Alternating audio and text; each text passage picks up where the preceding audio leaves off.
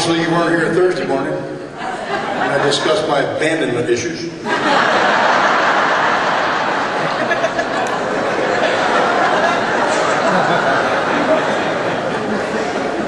Wayne Butler, I'm an alcoholic. I want to thank the committee for inviting me to participate in this exciting event. Deeply humbled and moved to be invited to participate with this table full of fine folk from AA that gave up their weekend to come join us in Florida to share our 54th anniversary of the Florida State Convention.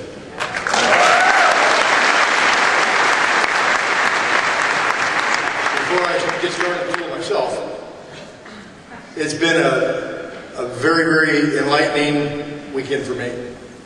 And to see Bob and Betty Ann and Teresa and Ralph, Bob, Phyllis, Sandy, and hear the things that my soul heard this weekend has altered my life irreversibly, as it has yours if you're here. You may not even know that if you knew.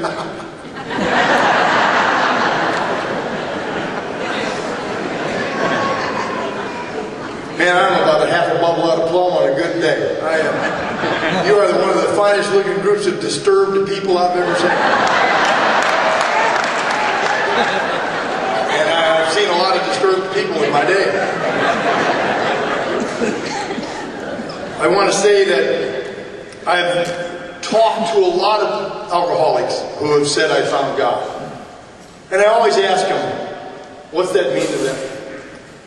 And here's what I came to grips with after talking to so many that said I found God. It's one word. And I believe it's predicated, AA is predicated on this one word. When I say to you, I found God, I found hope. Hope. And based on that, God is in the house tonight.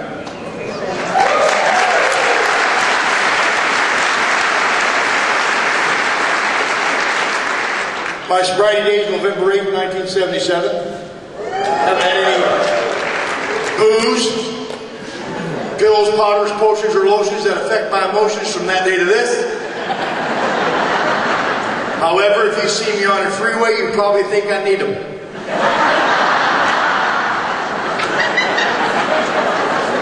I am not up here to pretend that I'm a well man. I'm not.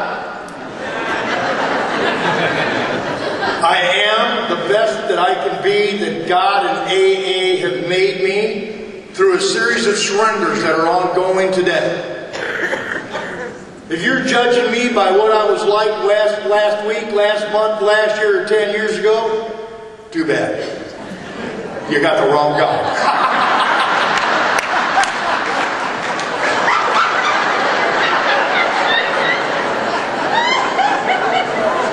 Perhaps not. I love to drink. I do. I love Budweiser. Now, many of you probably drank all kinds of liqueurs with cute little umbrellas in them. Not me. Budweiser. And fine wine. Ripple. By the way, if you're under age 30, they closed that chemical plant down. Never saw a grape.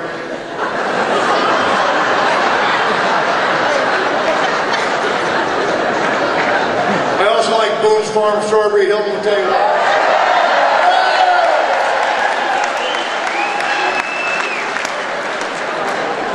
I told you there was some disturbed people here. Now, the reason I like Boone's Farm Strawberry Hill is when I puke, it looks like I'm bleeding internally. And then I tell you I'm dying from something that you heard all the other speakers talk about. If I get a pimple, I've got a tumor. And then you feel sorry for me and you buy me a beer. It worked every time. And I like a little Mad Dog Deucey Deucey too. I want to tell you about a condition I got as a result of drinking Budweiser, Ripple, Boone's Farm, and Mad Dog Deucey Deucey. You might not have heard about it here in Florida.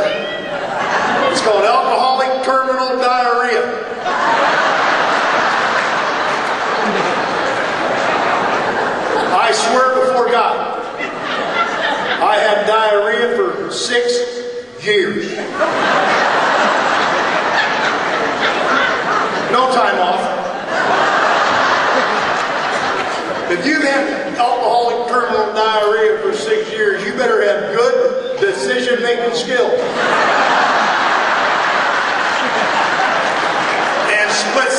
timing.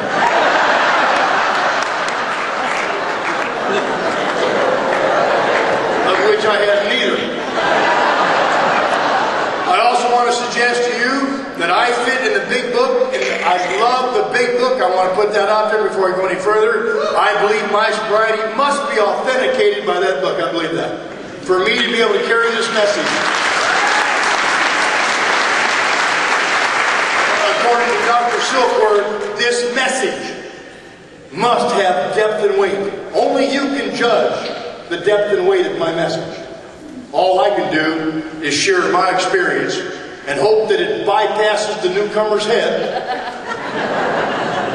and gets where it counts, right here, where the problem is. The problem is not up here. That's symptomatic of the problem. The problem is here, and I didn't know that. I almost died in AA because I didn't know the problem was in here. I've been in every kind of psychotherapy you can possibly be in since I've been 12. I didn't mind it there either. I've got to have that. I like doctors. I never told them the truth. Every time I was diagnosed psychiatrically, that diagnosis was 95% based on my symptomatic reporting skills.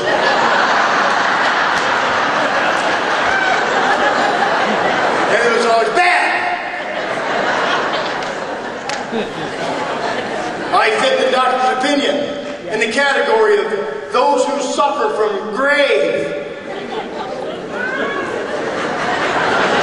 emotional and mental disorders,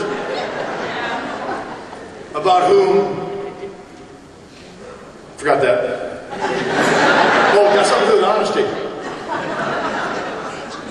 About whom a whole chapter could be written. I want you to know something, that I'm so blessed that given my state of mind, body, and spirit, that I eventually found my way to you people.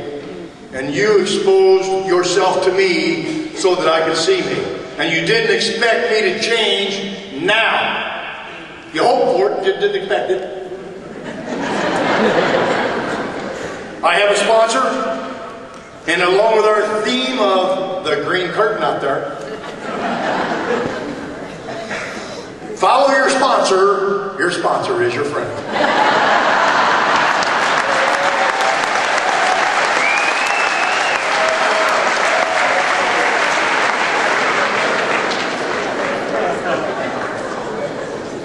I've been psychiatrically institutionalized 17 times. I need to tell you that and get it out of the way. I was court committed by my own mother and father twice because they said they loved me. I told my mom I didn't want her to love me so much. And after the second time, I was a self-sign-in 15 times. I'm going to tell you why in case you have a little slippy poop.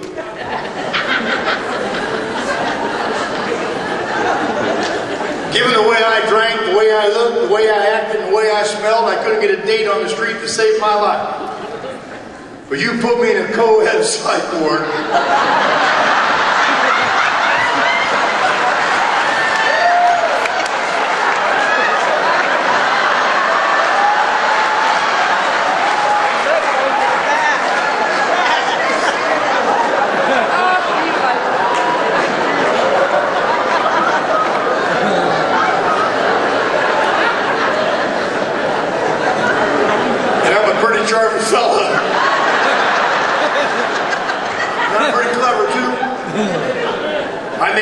Anybody else make plans? I make plans. So I'm eyeballing Psycho Sober Civil on the unit.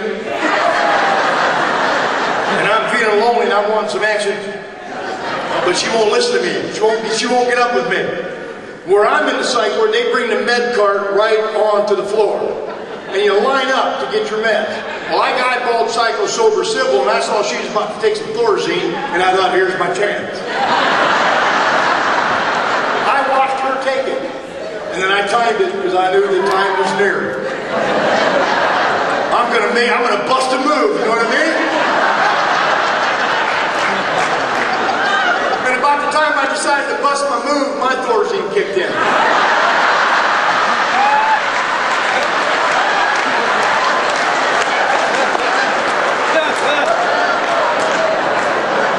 Boy, that's tough when you can see it, but you can't get at it, I'll tell you that right now.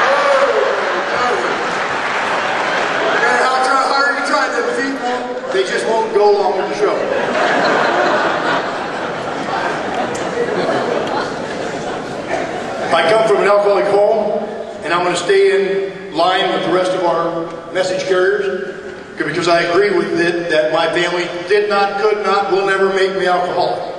Now, they put a definite spin on my personalities. If you grew up in an alcoholic home like mine, you got problems. Mine started soon.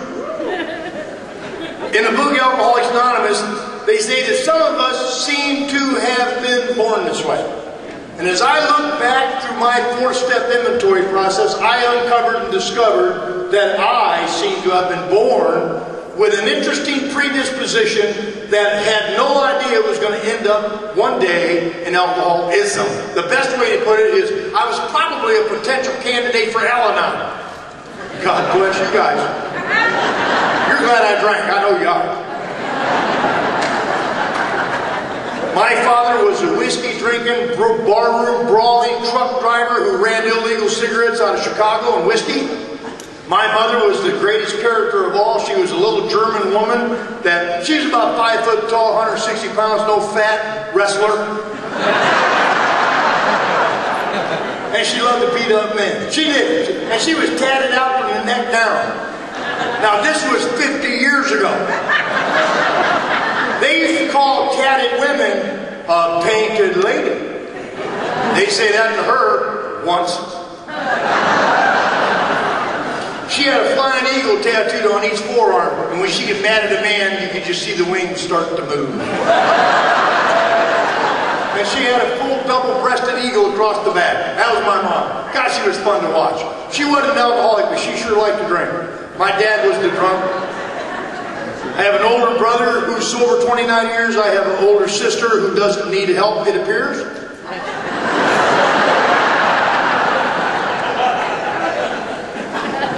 Not my hula hoop, folks. And then there was me. My mother died, God bless her soul, still believing I'm not an alcoholic. She really thought I was psychiatric. She really did. She said, I'm glad you're sober in that AA, but I know you're going to come apart anytime. My brother calls me a smoking volcano. He says, you're puffing away. Well, you ain't exploded yet, but it's coming. There was something odd about me, and if you're an alcoholic of my type, then you probably are sitting in this room thinking there's something odd about you, even if you're in AA. Many of us sit in these rooms, such as myself, saying, what's wrong with me? Even after I've raised my hand and said I'm an alcoholic, I'm still saying, what's wrong with me? And I don't know what's wrong with me. I want to know what's wrong with me, but when I find out what I think is wrong with me, I find out that ain't it. And the little pilly willy they gave me didn't work. Just to give you a brief background, if you live in an alcoholic home, it may not make you alcoholic, but it will cause neuroses. What's that mean? Well, it means my head really has a Rubik's Cube on it. And it's like clicking, trying to find the color code to life. And it's like everything makes it click, click, click, click, click. And my emotions are like a broken Maytag washing machine. There's no normal cycle. And I spend most of my life on agitate and spin.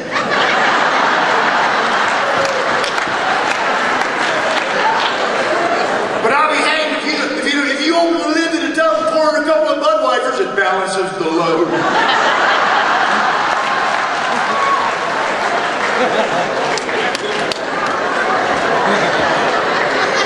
Pepsi never did it. There's something odd about me, and I can't, it is inexplicable calamity. When inside me I know something's wrong, but I can't put word to it. Nor do I want to put a word to it, because I'm enveloped in this veneer of fear. I'm enveloped in this entity that can't say what's wrong with me to another human being. They call it acting out.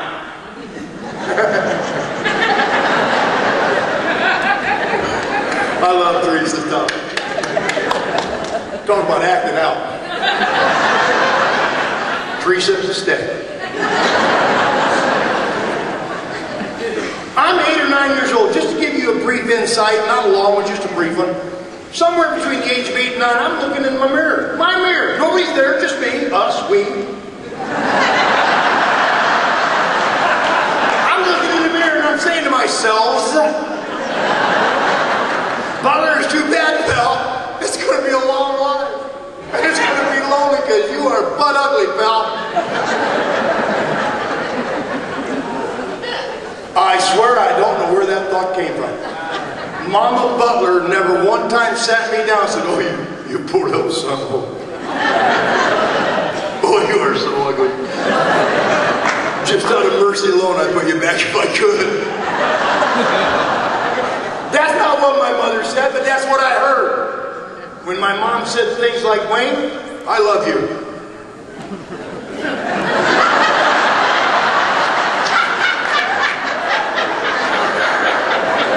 I see you got the same mirror.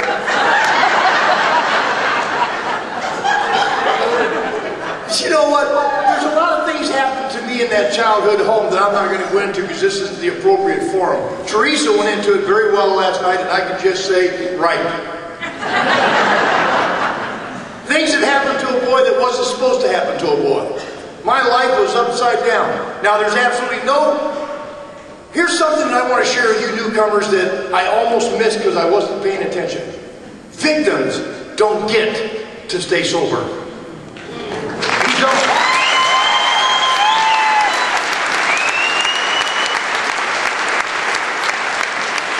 And I want you to know I'm not disrespecting your experience. I am just suggesting to you that as long as I live in the past, I've got no today. And I sure don't have it tomorrow. And so thank God we have 12 steps to pull my head out of my past.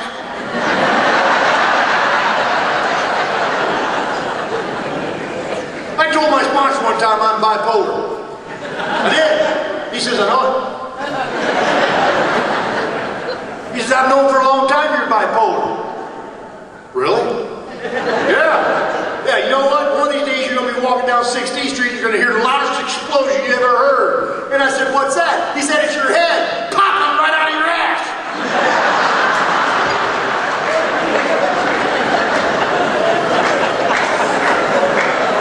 And you won't be bipolar no more.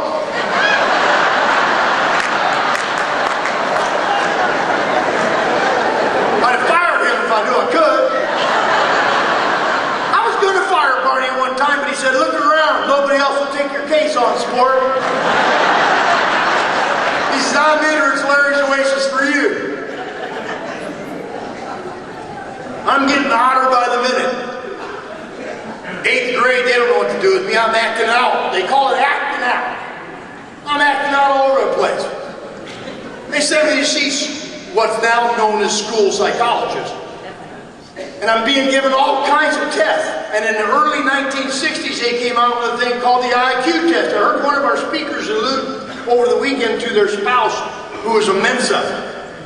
You may not know what that is. I do. I'll tell you why I found out. I'm not happy about it. Back in the day, they gave me that IQ test with puzzles and pictures and questions. Now, if you score over a 120, you're pretty bright. You're a pretty big light bulb in the life of a light bulb. If you score over a 150, you are Mensa material. They will pay you to think. If you score over a 180, stay home. Too smart to drive a car. I want you to know what I scored. I swear to God, I scored a 57.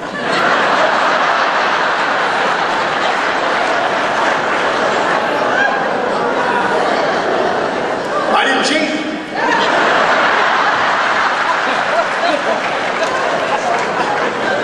They diagnosed me retarded.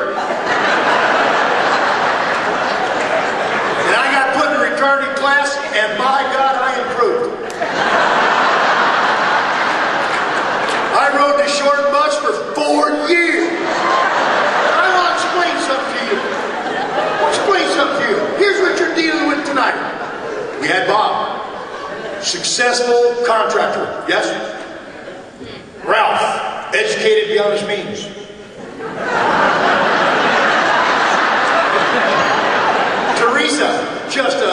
shining star. Bob! I want to rob him. And then there's me. I rode the short bus. So there you go. That's your committee.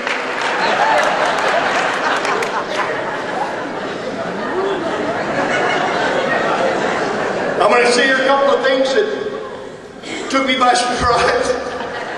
I'm not playing the victim card, I'm just reporting my experience. But when you're in a special place, by the way, if you have a child who suffers organicity, I mean no disrespect. I'm just telling my experience, I promise. I got put in that class, and the bullies came. The bullies are here. I spotted you already. Bullies are a dime a dozen. When you're in the retarded class, you're going to beat them all. And we had a kid assigned to each one of us. There was 11 of us in that class. Each one of us had someone from school, brown nosers, one extra credit. Like the sponsee that gets their sponsored coffee.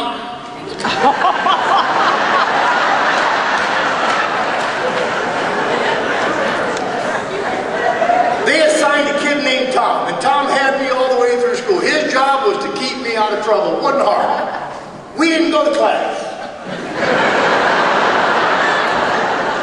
You see, the big bus came by at 8 o'clock. The short bus came by at 10. We went to school, we went to lunch, and then we went to putt-putt. Miniature golf. All afternoon. That's the advanced education I got. I can putt.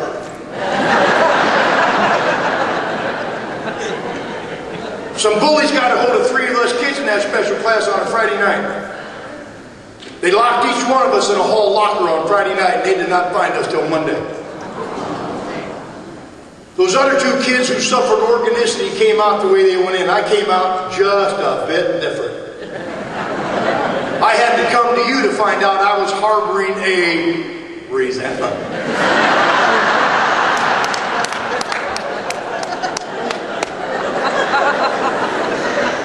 Tom found out what those wrestlers did. He tracked them down and he kicked the holy crap out of them. Tom was my instant first hero. And I started lying to Tom. I learned how to lie. I started lying to Tom. Tom, they're picking on me again. He'd go beat him up again. They never said a word to me. That came important when I was a senior, 4 years later. I have no academic education. And by the way, my ability to communicate to you from here is the gift of God in AM. You hear me?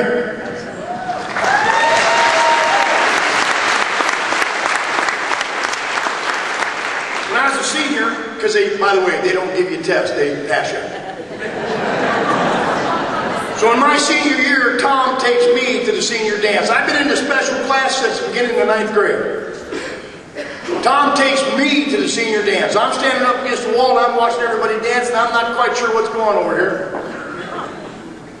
I see these boys, these girls, that some of the senior men invited junior girls hoping to get their way, if you know what I mean. I'm standing against the wall. Now my dad drank whiskey. My mom drank tequila. Didn't know from nothing about beer. Tom walked up on me and he opened up his coat and he brought a brown bottle, a long neck bottle out. Remember those? They had a red, white, and blue label. Oh, so pretty. He said, "Here, kid, drink this. It'll make you feel better." I would have drank battery acid for Tom.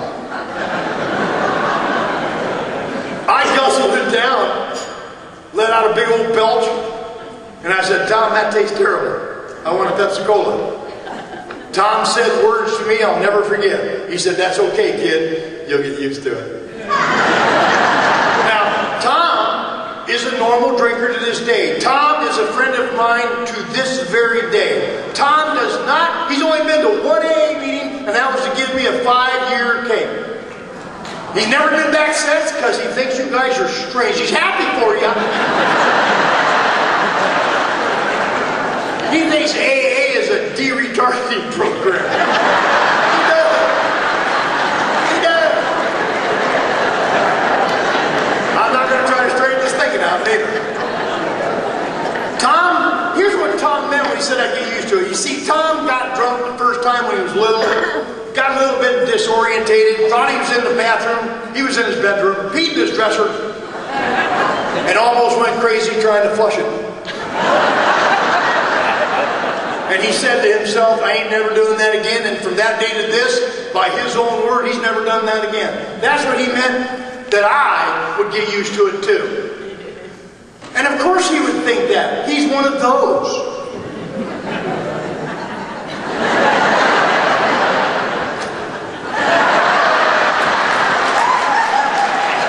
Social drinkers? You can always tell the social drinkers. They say stupid things after a half a drink. Half a drink! My sister! Let me take you on a drinking spree with my sister. She orders a slow gin and orange. That has ice in it, by the way. An hour later, it's still there.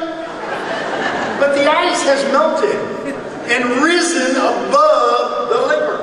And now it's drowning the booze, which in my opinion is alcohol abuse.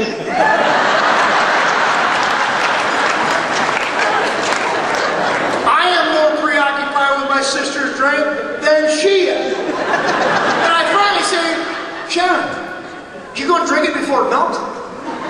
She says, no, I gotta slow down a little bit.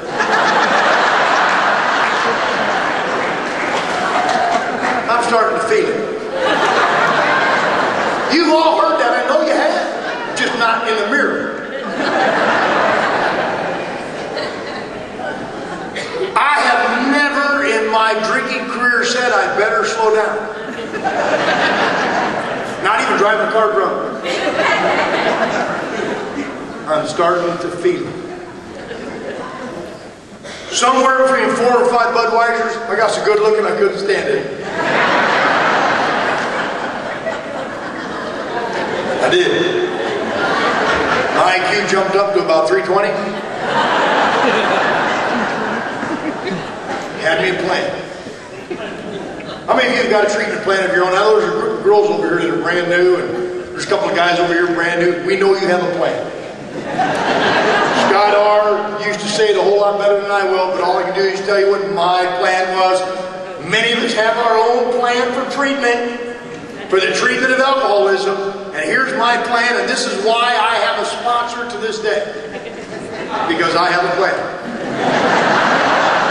Now here's how I treat myself. I treat loneliness with isolation.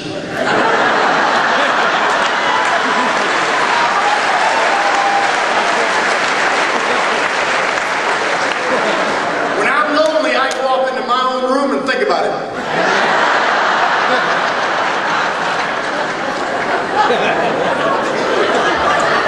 I treat anxiety with caffeine and sugar. And a 6-pack of Red Bull.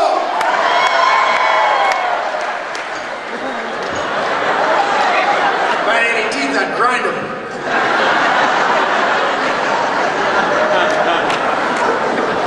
And I treat depression with country western music.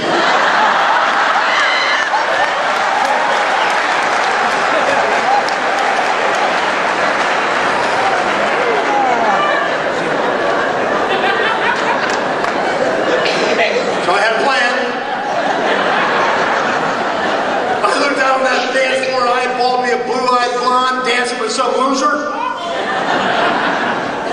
I walked up on her and I'd overheard someone say, "Can I cut in?" So I used the words I'd heard. "Can I cut in?" And she said yes. I didn't know she was a junior. It wouldn't matter to me. I'm a retarded singer.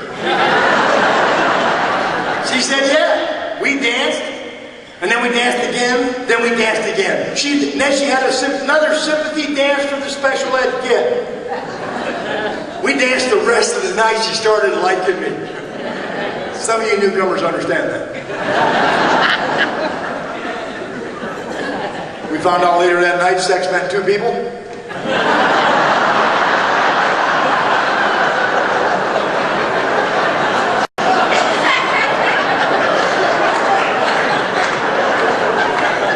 I didn't know that. Listen, in the special class, sex ed said wasn't a topic. They didn't want us having any clue about the potential of reproducing. And I'll have you know the very first woman I was with is responsible for ruining my sex life. You see, I've been having sex since I was 13. I thought I was pretty good at it. She complicated the entire procedure.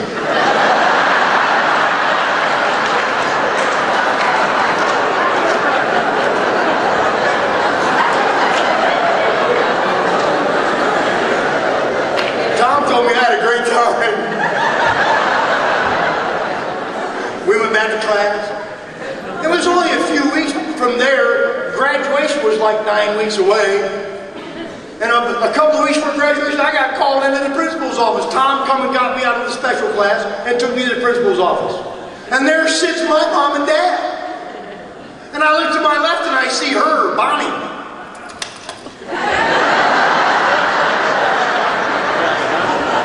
Euphoric recall or something. And then I saw her parents and I thought, well, I wonder what's going on here. I walk in and her dad flies out of his chair. Do you have sex with my daughter? And I'm not lying to him. I said, yep.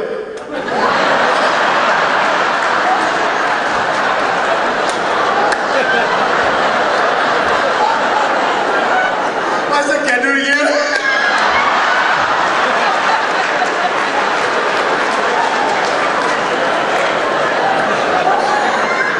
He lost his flipping mind. He's screaming at me, I'm going to do life in prison. What do I know? I'm in a retarded class. He's screaming, you're going to go to prison for the rest of your life if I let you do this. See, in the state of Illinois, if a boy 14 or older has sex with a girl 17 or younger, whether she wants to or not, it's statutory rape. And they clarified that to me. Her dad says, you're going to go to prison for 20 years. I looked at him and I said, even if you're retarded?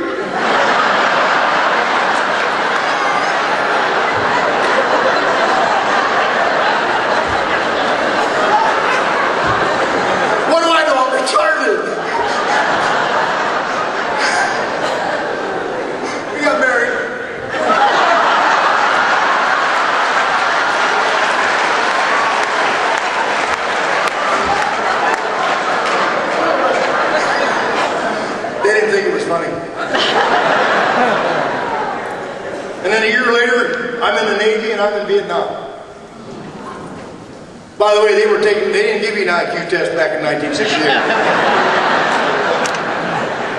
Do you raise your hand and say, I will, you're gone. And I'm not going to go into that because this is not about that. Being in Vietnam did not make me an alcoholic. It put a definite spin on what personalities were left untouched.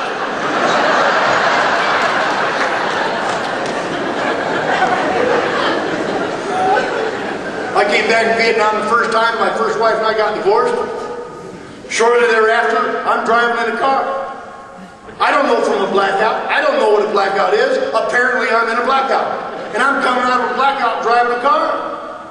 And I always said I would never cheat on a woman like my dad and my brother, anybody else. I will never cheat on a woman. That's the one thing I will never, ever do. And now I'm sitting driving the car and I look to my right and there's a woman in my car. I'm wondering who it is.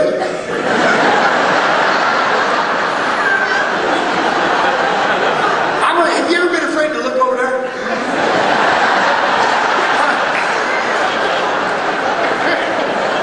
Have you ever thought if you just don't look, it ain't there? Yeah.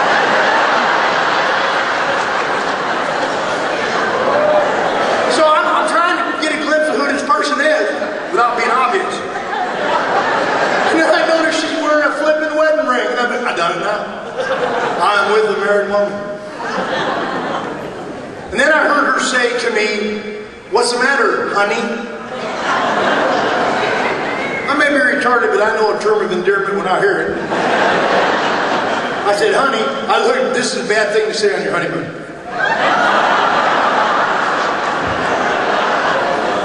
I said, who are you?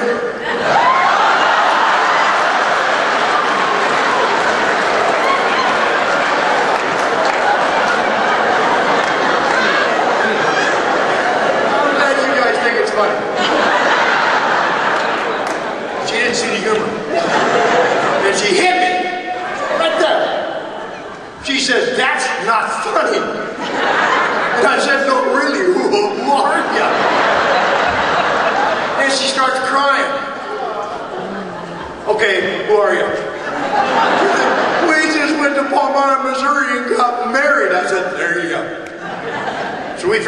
God's will.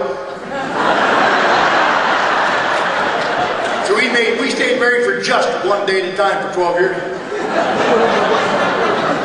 We're sober. We're in AA 5 years. I just got to tell you this further. I don't mean no disrespect. It's just what it is. I'm sober 5 years, and we're just doing the dance of love in AA, right? And one night I come home from an AA dance that she decided not to go to, and I caught her in bed with my sponsee. Yeah. My sponsor says he wanted what you had.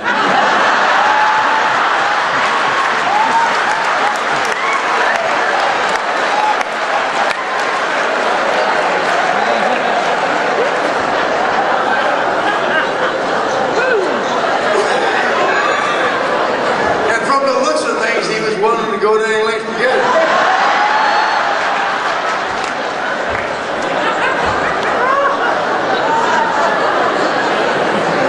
We got divorced 27 years ago. I miss my sponsee.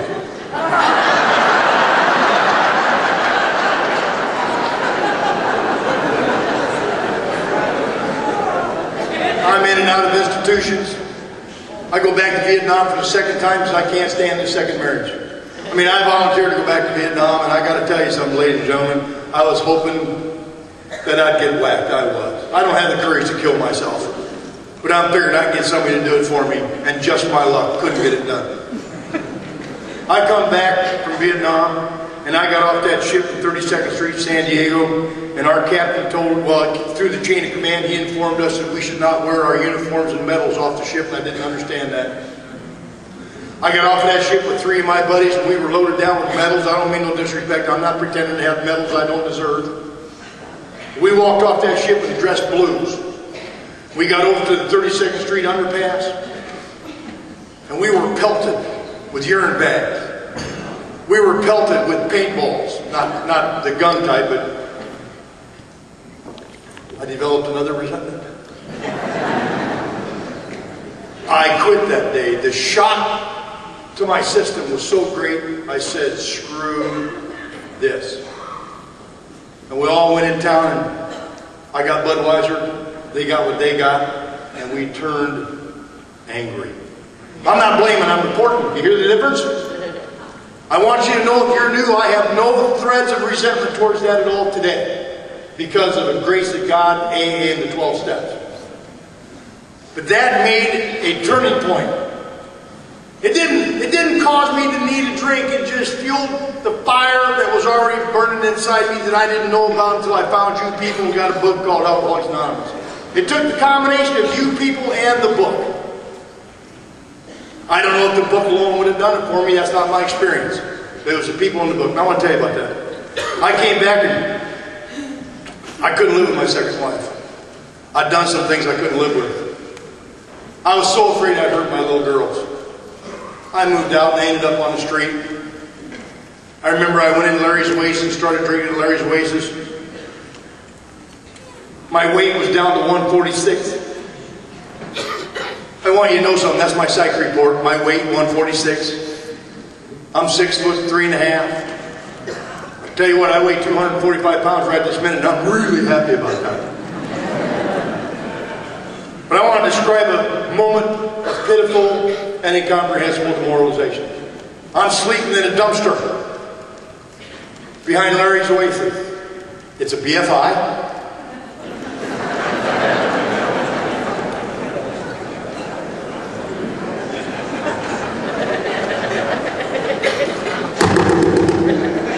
I hear a knock on my dumpster lid.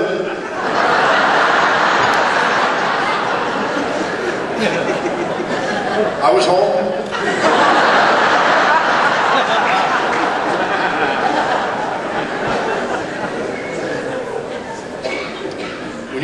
When you're sleeping in a dumpster, you better know when they're coming to pick that dumpster up. But it was about midnight. I didn't know who was out there. I had to know. Might be a girl, you never know. You know, trying to upgrade. I opened the lid of that dumpster. You know who was looking down at me? My dad. The same man who just a few years earlier put a .357 in my face. My dad was one of those guys that don't threaten. You know who you are. You're in here, I've seen you. You say it once and you don't have to say it again for 10 years to act on it. My dad was that man. And he told me that if he ever saw me around my mother again, or my kids, he would kill me. And when I saw my dad, I looked for the gun in his hand. And I have to tell you the truth, I was hoping he'd kill me. You hear me? And instead, he had a look in his face I didn't understand. He had a look in his eyes that I didn't understand until I met you. He had this look that I now know how to put a word to it. It's called compassion. My dad had gone off and joined this cult called AA. And he told these guys about his whacked out kid. And he told him, Frank, we generally find that we can't help your kids. You can't help your own kids. But if you got to do it, you got to do it. Go try to talk to him one time. And he did.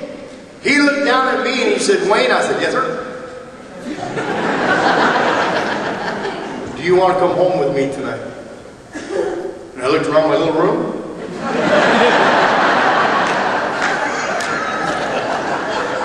And I didn't miss a beat. I said, no thanks, Dad, I'm doing fine. He said, okay, and he left. I thought that was insincere.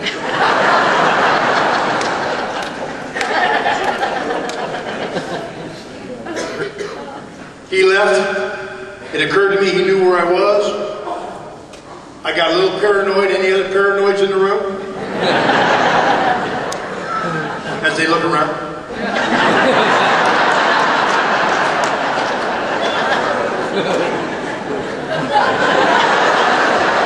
Let me tell you about alcoholic paranoia. Look, there's drug-induced paranoia, where you're at the curtain looking for them. They're out there.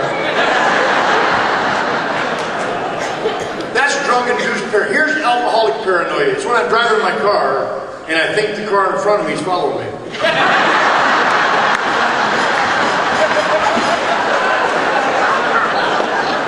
Have you ever done that? Have you ever seen their eyes in the mirror looking at you? And you know they're out to get you?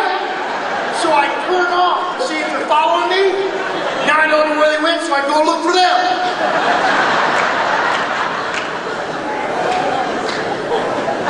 So I'm figuring my dad went to get his gun, so I bail out of that dumpster, and I want to tell you about how unexpected my recovery really is. Because you see, I've been diagnosed psychiatrically so many times that I have no clue what's wrong with me. I just like to drink. Just give me a Budweiser. Just want a beer. I jump out of that dumpster and I start that walk that every man and woman in this room has made in your own way. If you're sitting there thinking, I don't relate to you, I never slept in a dumpster, you're in. You just joined AA. Because no normal drinker ever thought, well, I never lived in a dumpster.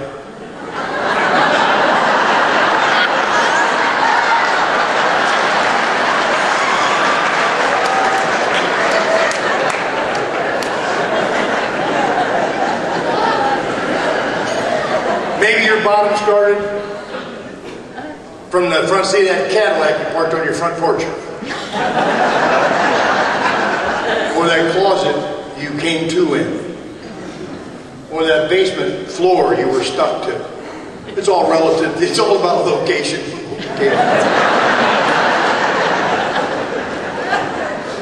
I went on that walk, and I went past this restaurant called Harvey's Restaurant in Moline, Illinois, at the foot of 34th Street and 4th Avenue. I went walking by there. It was now about 2 or 2:30 in the morning. I came up on this all-night mom-and-pop coffee shop. Remember those? Some of you old-timers, remember those truck driver coffee stops where you go in and the seat is like a bar seat and it's wobbly? And remember those? Weren't they great? If you're drunk, it's great. They don't know for sure. And I walked by this restaurant and I looked inside and I saw this little 800-year-old woman slowly wiping down the coffee bar. I sized her up and immediately knew I could work her for something to eat. I just knew I could. I'm a worker among workers. I put on my best pathetic look as though I needed it.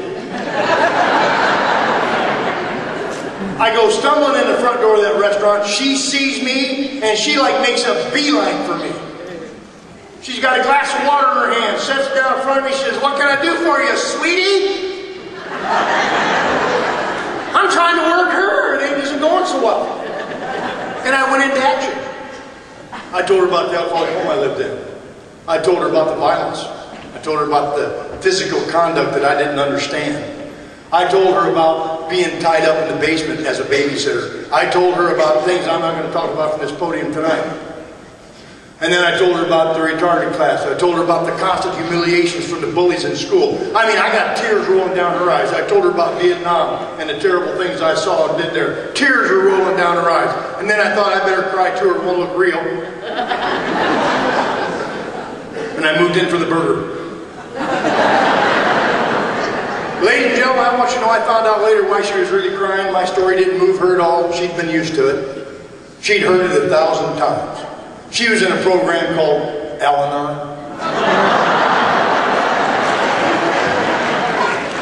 Why don't you Al-Anons raise your hand?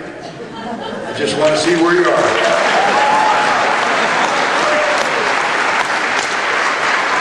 Personally, I think part of your program should be must wear badge identifying self at work.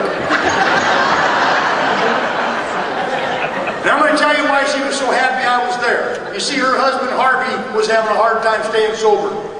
And she knew from her Al-Anon life that Harvey only had a chance if he had a drunk to work with. So she took me home. I mean, she kept me around. Until Harvey showed back up. I'm sleeping in the car out in the parking lot when Harvey shows up. I'll never forget it. I could smell myself. I know how bad I was. I didn't have any teeth. My teeth were rotted. Funny thing, ignore your teeth. They will go away. That'll help you get a date, I'll tell you. Like a man who's lost his teeth, I can't grow new ones.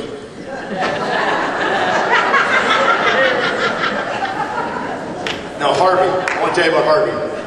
Harvey comes up on me. He made me feel good. He's so ugly. I mean, I looked at him and I thought, oh my God. What happened to you? Now, only an alcoholic in his cups could judge a businessman. He's got this nose straight with 2 golf balls on both sides. Remember? You ever seen that? It usually happens in the Midwest with winter. And his face had these red and black and blue blood veins running through his face. I now know it's technically called spider angioma, late stage fatal alcoholism. And I swear to God, when Harvey's heart would beat, his nose went like this.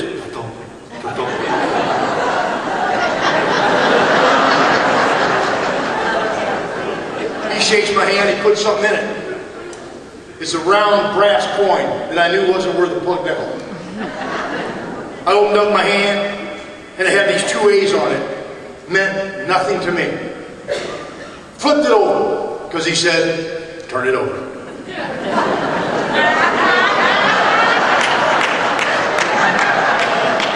I turned it over, and it had this stupid prayer. God grant me something. So I scanned it. It said nothing about money, food, shelter, or pill-mill, tailor-made cigarette. But I went anyway because a fool led me to believe I'd get something free if I went. He told me to go the next day down to 410 16th Street, Moline, Illinois. He said, go there about noontime. There's going to be some friends of mine there. You tell them Harvey sent you, they're going to help you.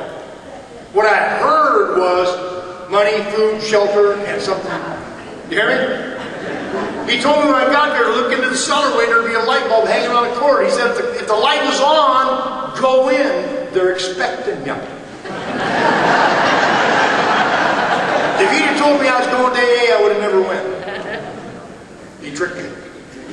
He manipulated me.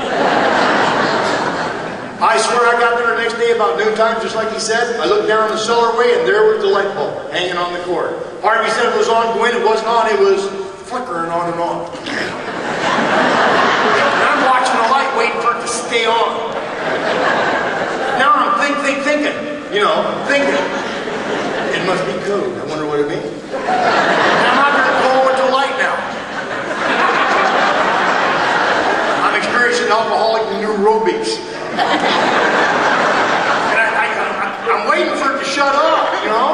I can't take it, so I leave. I can't go in. I went down to Larry's Races, boosted me a few Budweiser, got oiled up, and now it's about 8 o'clock at night. Now I've told myself, they owe me. I'm going back to get my rent voucher too. I'm going back to get what I got coming. I got there, it was about 8 o'clock that night. Isn't that interesting? I looked in that hallway and I couldn't care less if that light was on or gone. I'm going in. And I went charged to the basement doorway. I'm 6'3". The doorway is 5'10". I ran smack into it with my eyebrow. The impact lifted me off of my feet, and I swear to God, I slid into my first meeting of Alcoholics Anonymous.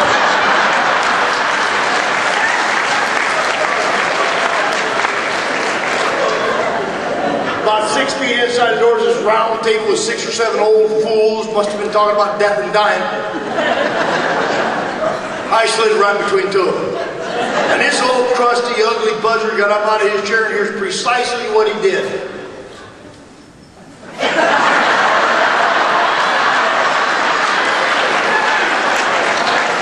And they're all cackling, you know how they are. They all started laughing.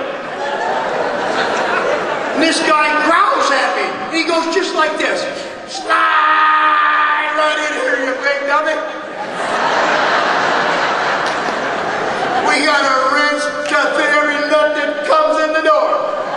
And by the looks of you, it's going to have to be an adjustable wrench. And then he says to me, my name's Barney. I didn't ask him. My name's Barney. And then he said, I'm an alcoholic. And I said, well, hell, I'm schizoid. Who cares? You'll never get me to say that word. Anything but alcoholic? I'm manic depressive. I got a personality disorder, they say. I have a character disorder, borderline personality. I was kind of proud of that. But alcoholic, not a chance.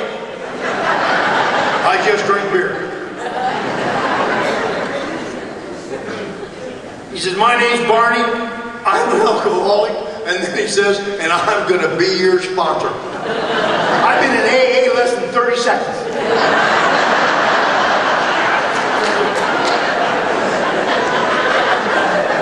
And he says, I'll be your sponsor. It's the first ounce of hope I've had in a long time. I'll tell you why. I know what a sponsor is. I've had them. A sponsor is a guy who pays your league fees for bowling. A sponsor is who pays for your uniform and your league fees for Tavern League softball. So now we're getting somewhere. Okay, you can sponsor me. If you're new, I want you to know that was a terrible mistake in my judgment. This guy is the meanest human being God ever put on earth. He was not nice to me. I could turn him in today for sponsor abuse. And for the next 5 years, I went to meetings and drank the whole time. I could not drink, ladies and gentlemen. If you're here and you've never drank since your first meeting, good for you. I used to think that made you a better AA than me. I used to think that meant you were more sincere than me. What that really means is your miracle happened before mine, that's all. I could not or would not see the AA way of life. And I continued to drink, and I went to meetings. I swept the floor, I mopped the floor. They let me pass the 7th tradition once.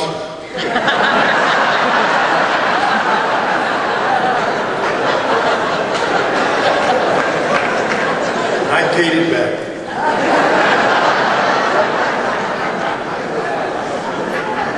You know, for 5 years I did that dance to death. And I want to tell you about why I believe in sponsorship. One of the reasons I love AA so much. I'm 4.5 years drinking, going to meetings. And I walk into a meeting, late of course. I'm drunk. I walk by my sponsor. I think he yelled it, but he probably whispered it. Dummy. I said, what? He says, you know this program tends to work better if you don't drink? You don't say. Here's what I heard him say. You can't drink. And I reached down into my cowboy boot and I pulled that .357 out that I'd had tucked away and I pointed it at my sponsor's face and I fired a round on him. I missed him 6 inches high. Barney was 5'6". If he'd have been 6 foot tall, they say he'd been 6 foot under. I came to the next morning. I was in Franciscan Mental Health Center in Rock Island, Illinois. It was my 17th trip to the psych ward. I was strapped down in the center of a padded room in 6-point leather restraints to a bed on the floor. I was black and blue from head to toe from a little AA group therapy.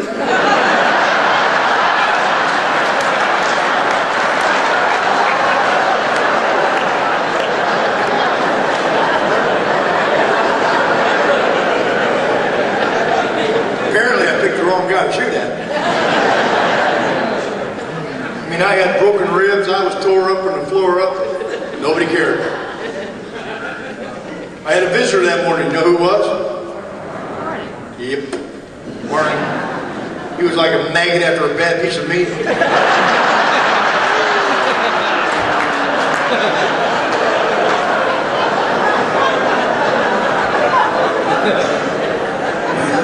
I couldn't believe he was there. They let him into my room.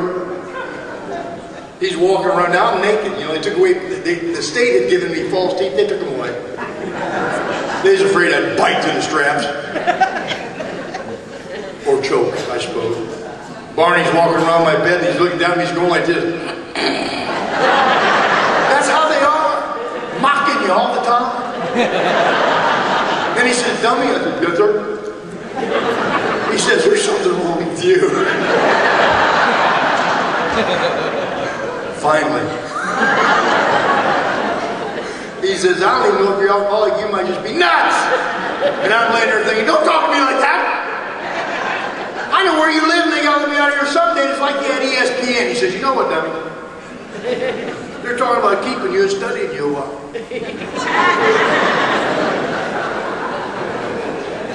And then AA overtook him. He says to me, he says, you know, I don't know if they're going to let you out of here. You're really done at this time.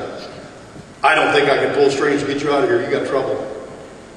And then he says, but if they let you out of here, and they may not, says, if you're willing to come with us, here's the man I pointed to. If you're willing to come with us and do what we did and still do, I believe you can recover too. How about that?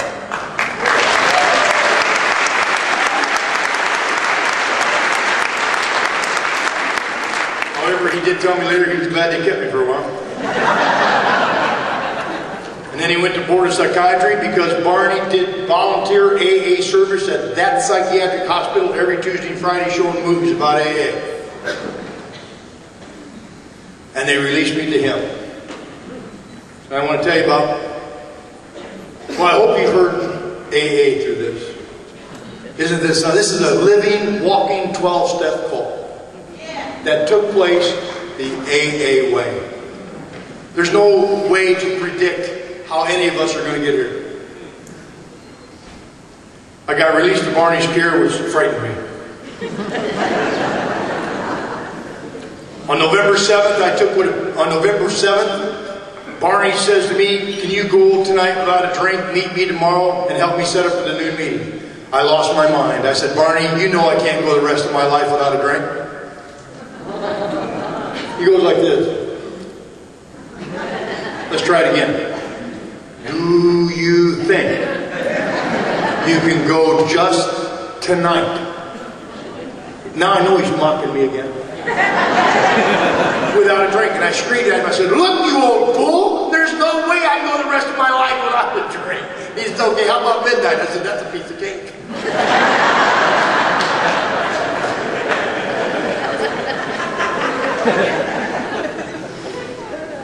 I made it most of the night, got going up into the Belgian village that morning, stole a 6-pack of Warren Budweiser, and I want to tell you how lame my bottom really was. I know Barney wants me there early to set up for the meeting, so I went through Belgium Village, swiped a 6-pack of warm Budweiser, and I want to tell you how pitiful my bottle was. I went to my home group, sat on the front steps waiting for Barney to come, drinking my beer. Had 3 cans of beer drank, and here comes Barney early. Comes walking up on me like John Wayne, you know they are.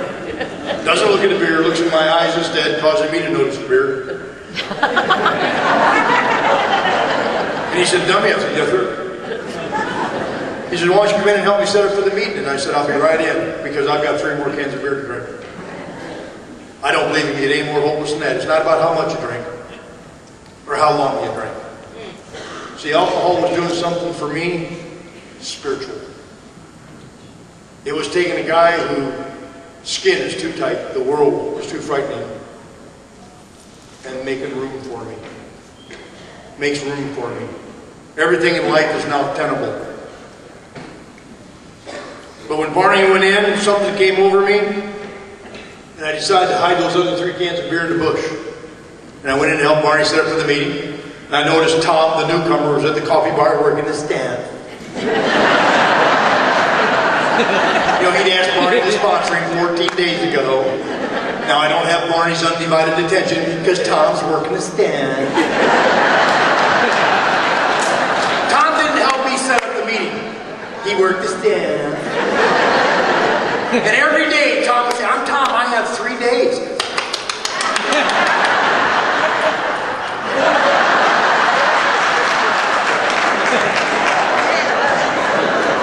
Barney told me to pray for him, so I did. He didn't die. I told Barney, your God doesn't work. He said, "Why?" I said, "I've been praying, nothing's happening." He said, "What did you pray for?" I said, "I prayed Tom died." And he said, "Well, maybe you're shooting a little high." I said, "Okay," so I prayed for him to drink.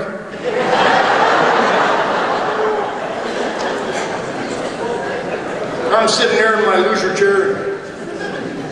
Tom's over there at the coffee bar working the step. Barney's over there helping Tom work the step. And all of a sudden the door to the front of the group flies open and this guy flies in the front door. We figured his wife did a drive-by. I mean, he lands flat on his face and bounces off the floor, and I saw him. And then I noticed Barney noticed him. And in my first thought was, "Oh no, if he gets to him, it's 2 against 1. I leapt out of my chair and went up to this guy, and I wasn't drunk. I'd only had 3 beers. I'm having a lucid interval. I literally picked him up off the ground. We'll call him Jim, that's his name. And he's wobbling, and I don't know what to say to him now. So I just said what Barney said to me 5 years ago by the word. I said, "Hi, my name's Wayne B. I'm an alcoholic." I ain't said that for 5 years. Had no intention of ever saying this. I know you join. Get commitments. And I thought, well, I've done it now, and I'm going to be your sponsor.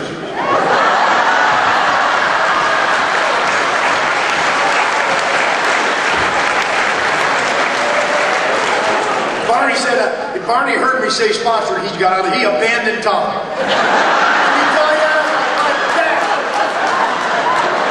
And I know that's all it took. I'd have sponsored someone 13 days ago. So I saw Barney go, he's mine.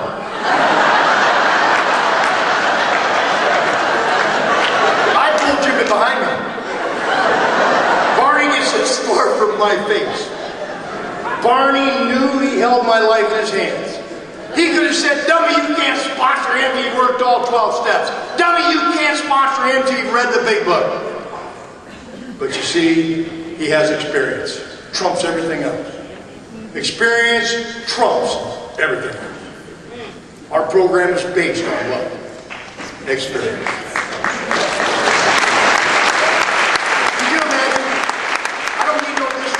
I love the big book just as anybody in this room does, so please don't get your feathers ruffled.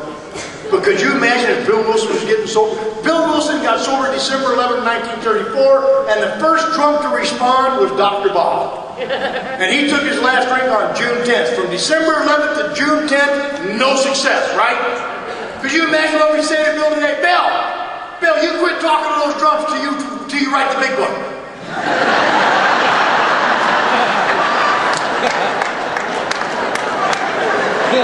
Bill, you quit talking to those drums till you write the steps and work them.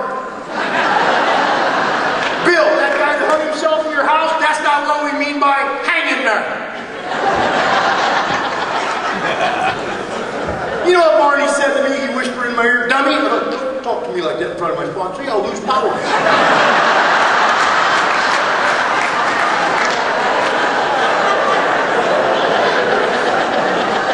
But I responded to him, I'm a bit of a dummy. I said, what? He says, do you mind if I co-sponsor him? I thought, no, you can't. He's mine.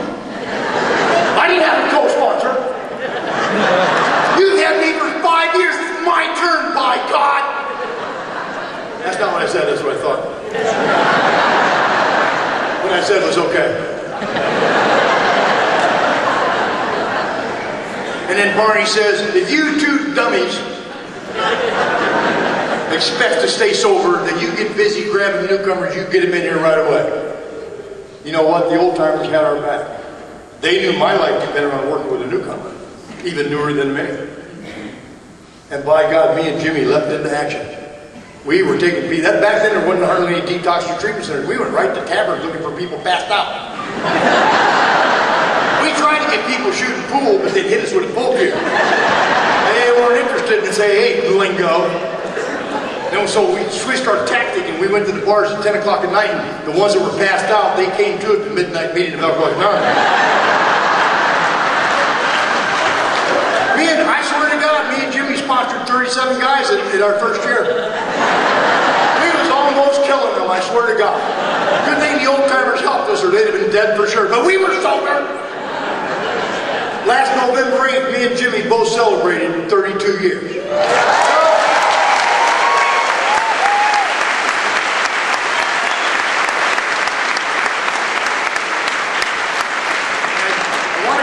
I know exactly where I fell in love with AA.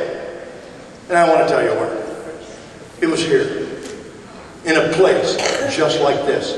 Boy, if you're new and you're in your first convention, please don't judge AA according to my presentation.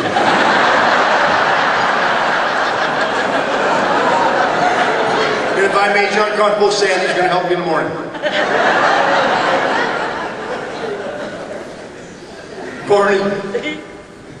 Barney told me he wanted to take me to a convention of Alcoholics Anonymous. Now there's something you don't know.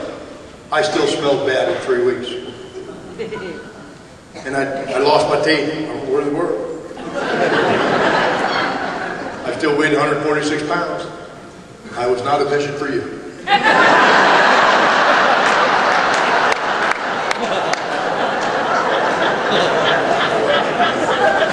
Barney says, I'm going to take you to a convention of Alcoholics Anonymous. There's going to be 1,200 sober alcoholics. I want you to meet them all.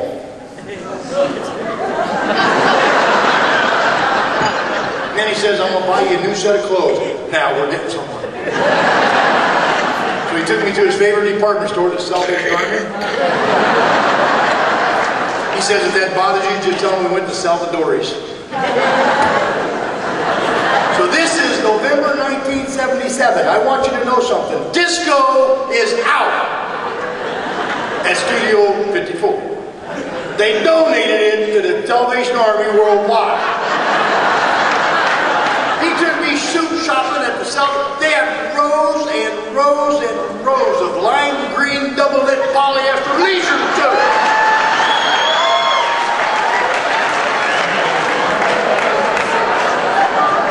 So he picked me one out.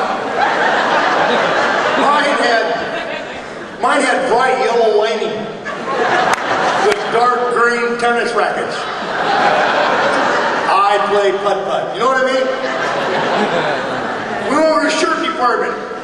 I always wanted a silk shirt. I always heard about silk. I wanted silk. So I thought it was silk. Brushed polyester. And the shirt had collars down to here. Remember those? And it only had 2 buttons. One here and one here. And it had animals all.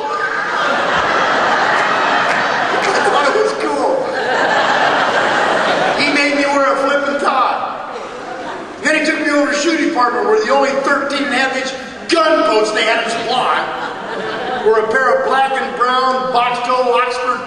platform disco too.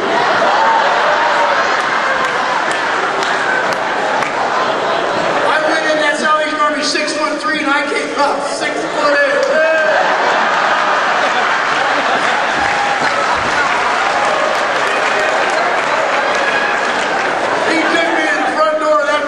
Stood me there and made me a greeter.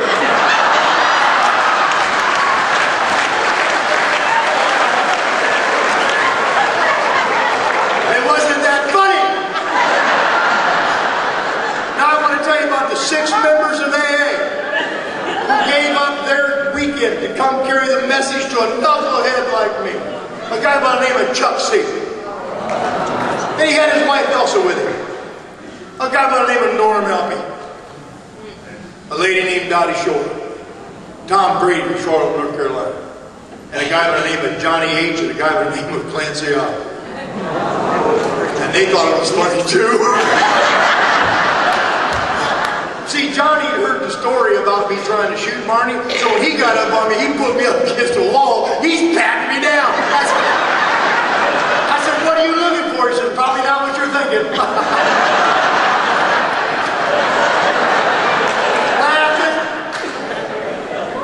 Clancy come walking by me, you know, he was out of character. He really tried to be nice.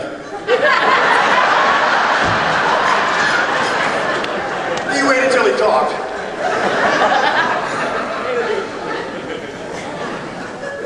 Chuck C goes like this.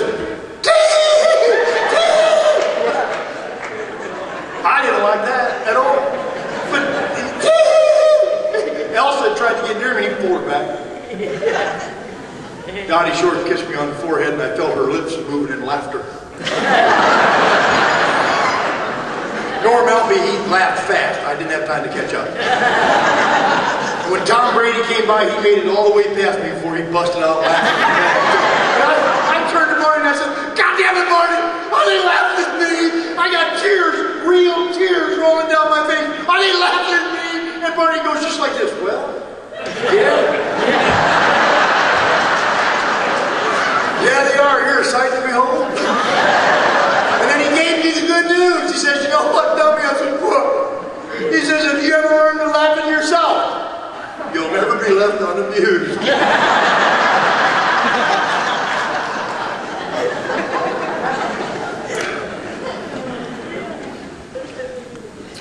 Clancy and Johnny got me. I identified. Chuck gave me the one thing that AA is predicated on. Hope. Hope never has to run out. That's why you heard all the speakers before me talk about working with others. Because I rebirthed my own hope in the eyes of the newcomer. You hear me?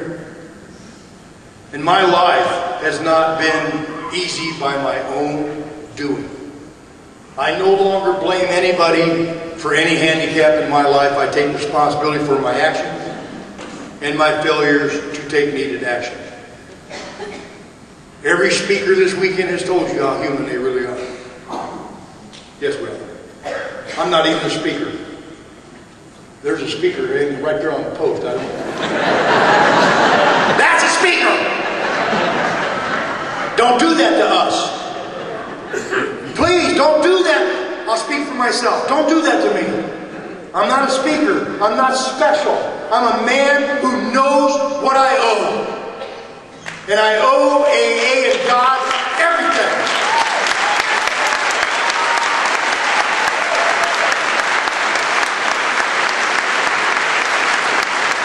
And because I know I owe God and AA everything, I, like my fellow AA and Al-Anons, am willing to come here this weekend and participate in your convention. It's a great joy to do it, don't get me wrong. We don't get paid for this. This is for fun and for free. We do it because AA did something for me. It gave me the gift of sobriety. And without that, I got nothing. Thank you.